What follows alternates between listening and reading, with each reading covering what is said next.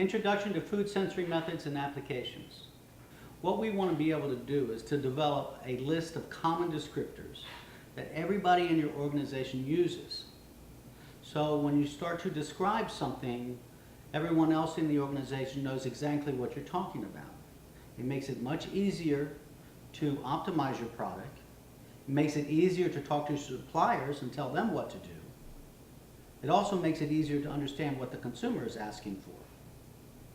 So let's talk about it. When we first look at a product, the first thing we do is we see it. So that's appearance. So what does the product look like? So here I have common tomato paste. Our first tendency is to want to describe the tomato paste as tomato paste. But what we want to do is to get you out of the habit of naming the product and describing it. So if you were to describe the appearance of this, you would say, well, it's kind of thick, has a deep red color. That's not saying what it is, but it's thick with a deep red color. Maybe a little grainy.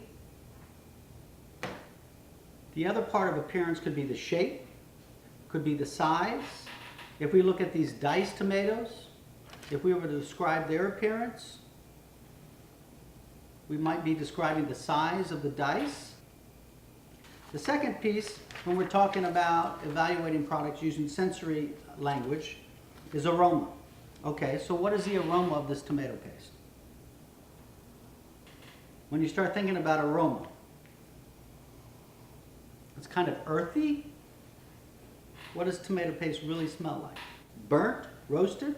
When we think about tomato paste, doesn't it have a little bit of a roasted flavor? They take the tomatoes and they cook them down. It gives a little bit of a roasted, not flavor, but roasted aroma. We've talked about appearance. We've talked about aroma. We want to go to taste. Now, people confuse taste and flavor all the time. But when we're talking about taste, we're talking about sweet, sour, salty, bitter. Those are the four tastes. I have some simple salad dressing. Now we taste it. What am I tasting? Well, the first inclination would be to say salad dressing, Italian salad dressing. No, that's not what we want to say. I taste vinegary, acidic, I taste garlicky, salty. So basically I've got salty, I've got very sour, garlicky. What is garlic and pepper? It's slightly bitter, right? So sour, salty, slightly bitter.